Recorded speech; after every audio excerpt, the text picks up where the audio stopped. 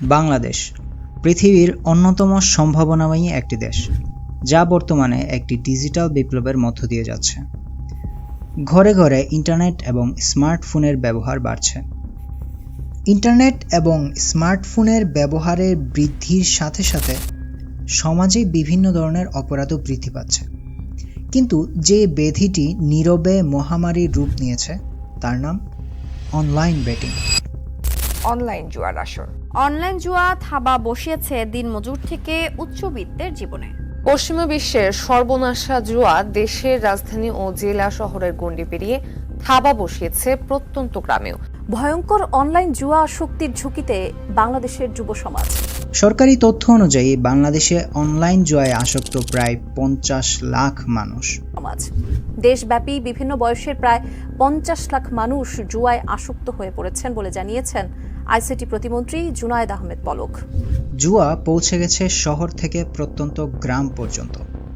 ধ্বংস হয়ে যাচ্ছে পরিবারের পর পরিবার। প্রায় 10 লক্ষ টাকার মতো আমার চলে গেছে, গরু গেছে, 2 বিঘা মাটি গেছে। সংঘটিত হচ্ছে খুন, দাঙ্গা সহ আরো বড় বড় অপরাধ। সম্প্রতি রাজধানীর মধ্য বাড্ডায় অনলাইন জুয়ার আসক্তি থেকে ঋণগ্রস্ত হয়ে গৃহকর্ত্রীকে খুন করেন এক গাড়ি চালক। এত বড় একটা ব্যাধি ছড়িয়ে দিতে প্রচারণা চালায় দেশের বিভিন্ন টিভি চ্যানেল, ইনফ্লুয়েন্সার এবং সেলিব্রিটিরাও। বাংলাদেশের সংবিধানে জুয়া অবৈধ। তাহলে কিভাবে চলছে এই জুয়ার প্রচারণা? অনলাইন জুয়ার প্রচারণা কি আসলেই অবৈধ? অবৈধ হলে তা কতটুকু অবৈধ? চলুন জানার চেষ্টা করি।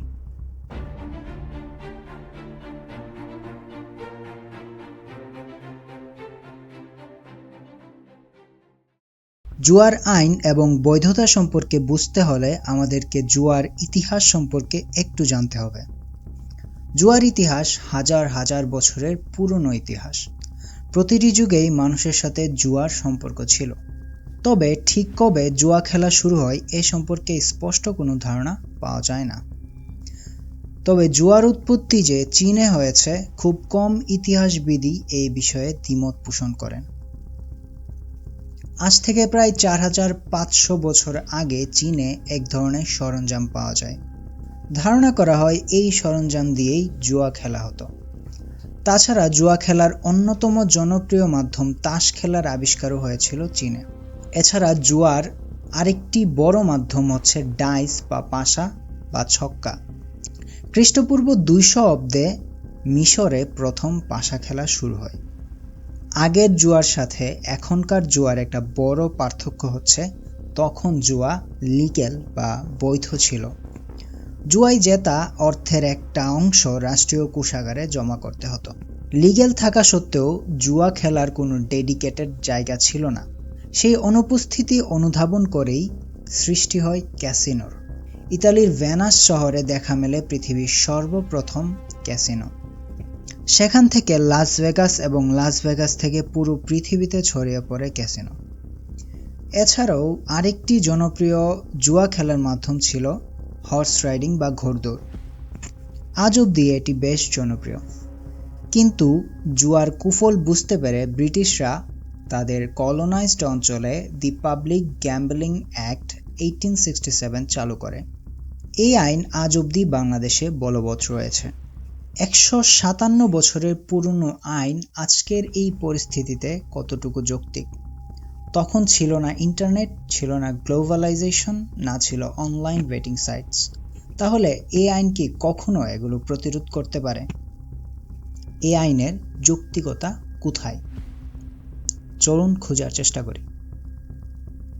অনলাইন জুয়ার একটা জনপ্রিয় মাধ্যম হচ্ছে ক্রিকেট। খেলা চলাকালীন হরহামেশাই দেখতে পাবেন ভেসে আসছে বিভিন্ন অনলাইন বেটিং সাইটের বিজ্ঞাপন। শুধু বাইরের দেশের স্পোর্টস চ্যানেলই না, খুদ বাংলাদেশি স্পোর্টস চ্যানেলেও আপনি দেখবেন এই ধরনের বিজ্ঞাপন।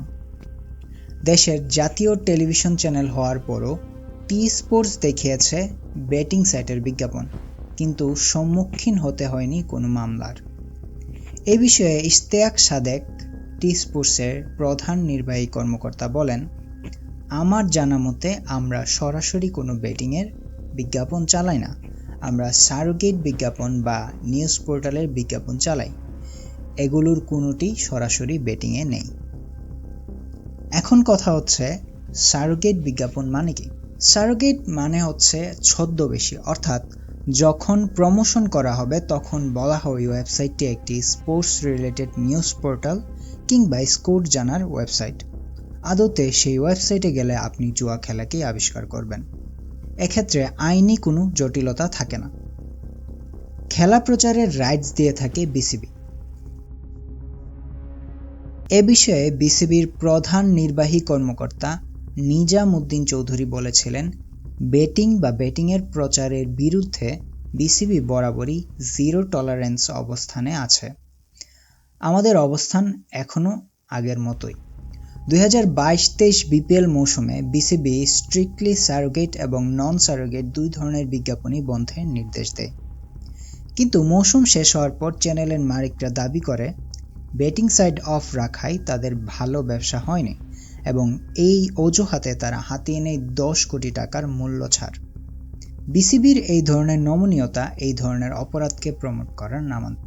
বেটিং সাইট প্রমোটের আরেকটি মাধ্যম হচ্ছে ইউটিউব। বিভিন্ন ইনফ্লুয়েন্সার তাদের ইউটিউব চ্যানেলে এই সকল বেটিং সাইটের প্রমোশন করে থাকেন। গত বছর প্রত্যয় হিরো নামের এক ইউটিউবারকে গ্রেফতার করে পুলিশ। ভিডিও কন্টেন্টের মাঝে তারা বিভিন্ন বিদেশি জুয়ার সাইট প্রমোট করত। প্রত্যেক ভিডিওর জন্য চার্জ করত লাখ টাকারও বেশি।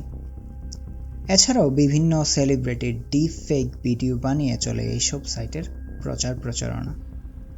এখন কথা হচ্ছে, দেশে আইন তো আছে, তাহলে এই সকল কিছুকে কেন আইনের আওতায় আনা যাচ্ছে না কিংবা পুরোপুরি বন্ধ করা যাচ্ছে না? তা বুঝতে হলে আমাদেরকে দেখতে হবে দেশের জুয়া আইন কি বলে। বাংলাদেশে এখনও ব্রিটিশ সময়ের জুয়ার আইন বলবৎ রয়েছে, যা পাবলিক গ্যাম্বলিং অ্যাক্ট 1866 নামে পরিচিত। এই আইনে প্রণীত সাজা খুবই নগণ্য। পাবলিক গ্যাম্বলিং অ্যাক্ট অনুযায়ী যে কোনো ঘর, স্থান বা তাঁবু জুয়ার আসর হিসেবে ব্যবহৃত হলে তার মালিক বা রক্ষণাবেক্ষণকারী, জুয়ার ব্যবস্থাপক বা এতে কোনো সাহায্যকারী 3 মাসের কারাদণ্ড বা অনূর্ধ্ব 200 টাকা জরিমানা বা উভয় দণ্ডে দণ্ডিত হতে পারেন। এরকম কোনো ঘরে তাস, পাশা, কাউন্টার বা যে কোনো সরঞ্জাম সহ কোনো ব্যক্তিকে জুয়া খেলারত অবস্থায় পাওয়া গেলে তিনি 1 মাস পর্যন্ত কারাদণ্ড বা 100 টাকা অর্থদণ্ড বা উভয় দণ্ডে দণ্ডিত হতে পারেন। অর্থাৎ এই আইন প্রযোজ্য জুয়ার আসরের ক্ষেত্রে বা অনেক মানুষ একসাথে জুয়া খেললে। এ আইনে নিজের ঘরে একা একা বসে মোবাইলে জুয়া খেলার সম্পর্কে কিছুই বলা নেই। তাছাড়া জুয়ার আসরের ক্ষেত্রেও যেই শাস্তির বিধান তাও খুবই নগণ্য। এই আইন দিয়ে অনলাইন বেটিং বন্ধ করা অসম্ভব। আইনের এই দুর্বলতা যতদিন রয়ে যাবে, এই ব্যাধি বিদ্যুতের গতিতে ছড়িয়ে পড়বে।